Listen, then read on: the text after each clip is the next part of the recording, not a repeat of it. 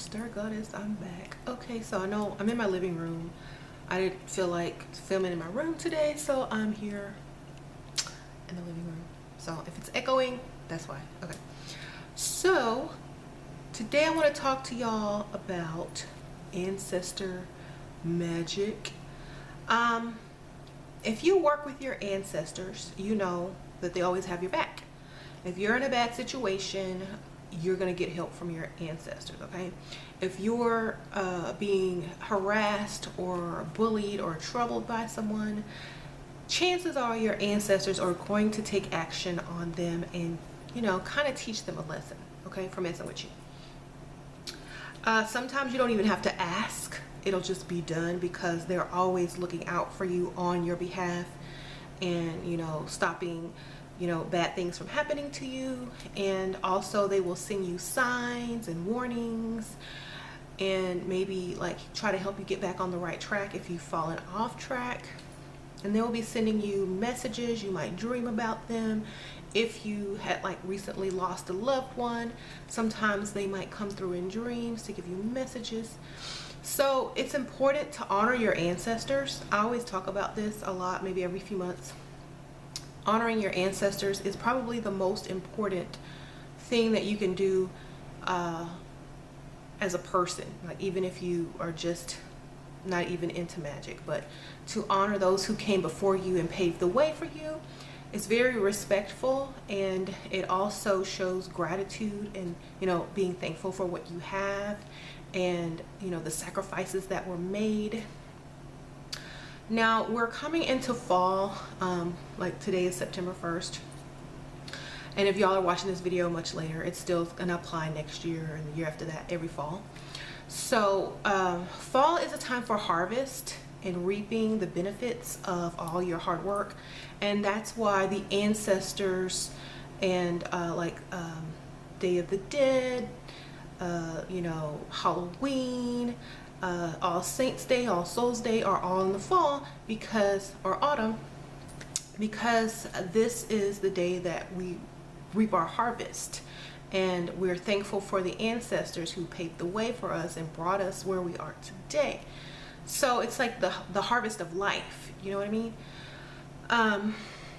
So what you need to be like very thankful for are those ancestors. And I always suggest making, even if it's just a small little corner, some type of ancestor altar to honor them. I mean, if you don't have any pictures or whatever, just, you know, make a small altar without anything, just dedicate it to the ancestors, or, you know, whoever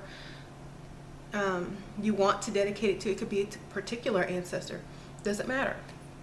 Just make sure that you do honor, because they're watching out for you and they're going to help you when you need it if you honor them. You know, even if you don't honor them, sometimes they might step in on your behalf because they love you so much.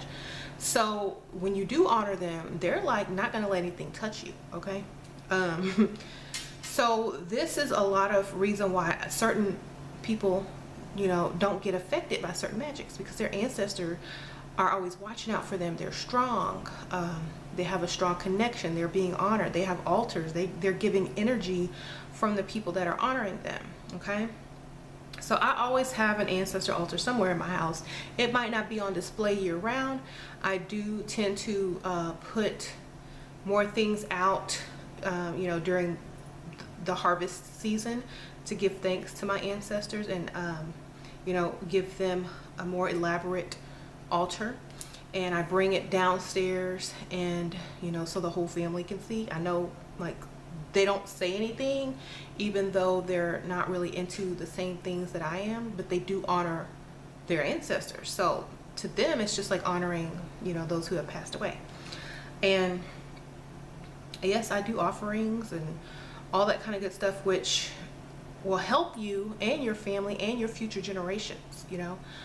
Just imagine if you passed away and you died, wouldn't you want to look out for your kids or your sisters or, you know, whoever you left behind? Wouldn't you look out for them? And if they were looking out for you, if they were still remembering you and honoring you on earth, you would notice that and you would grant favor to them if, you know, you decided to watch over them once you got to the other side, because I think it's all choice.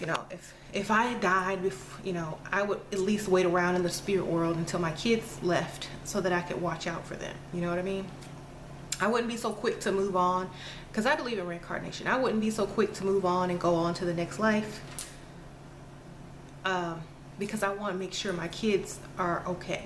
You know what I mean? So you have to kind of realize that maybe your grandparents or, some people are still out watching for you. And some people like this job. Like, some spirits like the job of watching over. That's what they chose to do. Just like in this world we have jobs. Just like in this world we have callings, certain talents, what we're good at, what we're going to choose to do, our purpose. That's the same in the spirit world. So if their purpose is to be, a watcher over, their family members, and they chose to do that, then of course they're going to enjoy it and they're going to like working with you. Okay? So that doesn't mean every ancestor is up there doing that. It just means certain ones are who have more affiliation towards you. Do you know what I mean? So someone close to you. Okay, and then we have the ancient ancestors. These are ancestors that are going to watch out for their bloodline, and in general, they're just going to make sure everyone that came from them are going to be, good. Okay, because they want their essence to live on through, generation after generation. So they're going to help you. So cultural ancestors are really good to work with. If you don't know any immediate ancestors, cultural ancestors are good to work with. Okay, now I don't recommend like reaching out to a different culture to grab one of their ancestors, because they might not recognize. It's okay to, but I'm just saying, if you want that strong connection, it's best to kind of figure out who your real ancestors were. And if you want to work with other cultural ancestors as well, that's fine. But it's best to have one that recognizes you on, on a cultural level. So let's just say if your family was from Europe or Greece, and you might want to get in contact with, some type of Greek cultural ancestor and work with them. And if you like ancestors from other cultures, then you can also work with them. But it's best to have one on your side that will recognize, that you're, of their either bloodline, culture, or whatever. So it's always good to have that extra one. Because a lot of people will take from other cultures, and that's perfectly fine. Most people have many bloodlines running through their veins. I know I do. So it's not really culture jacking if you have more than one culture in you.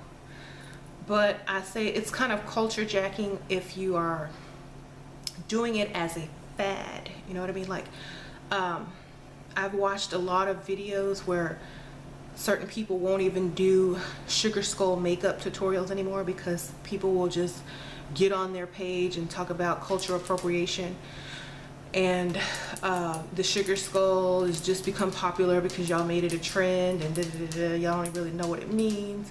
So that's why I say, it's best to kind of learn about something before you attempt to take it as your own, to see if you really want to invite that sort of thing into your life. Okay,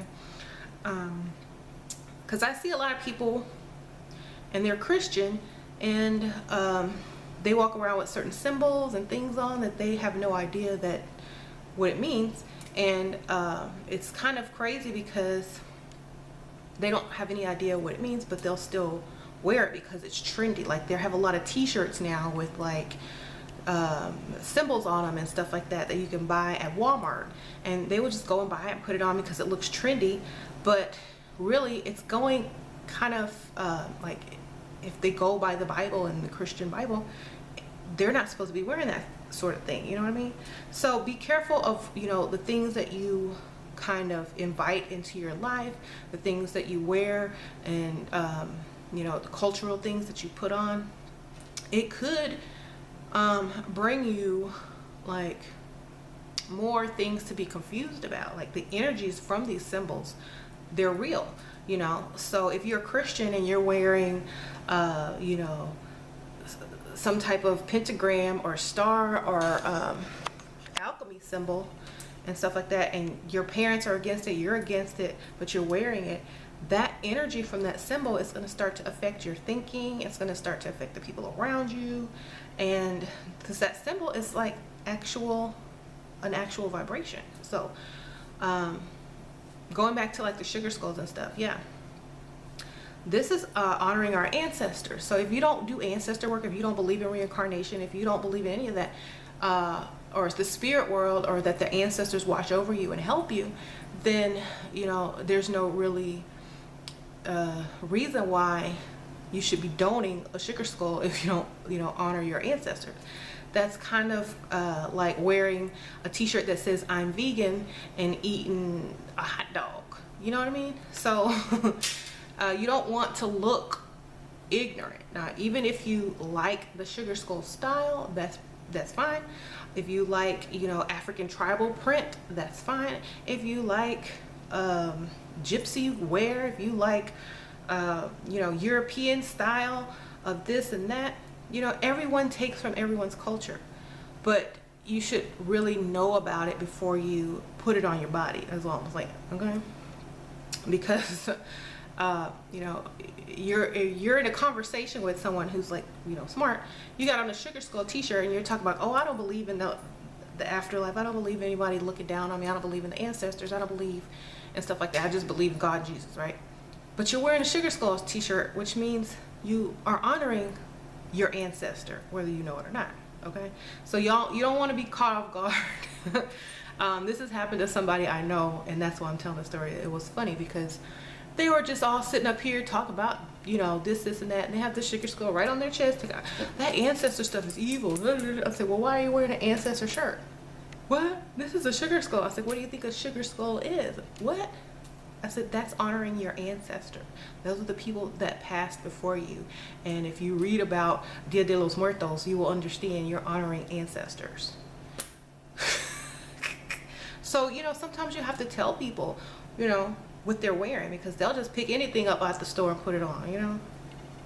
And like, I didn't get offended. I was just laughing at the fact that they were going on and on and on and on. And I'm like, just looking at them and looking at their shirt. I'm like, okay. What if? Okay, what if?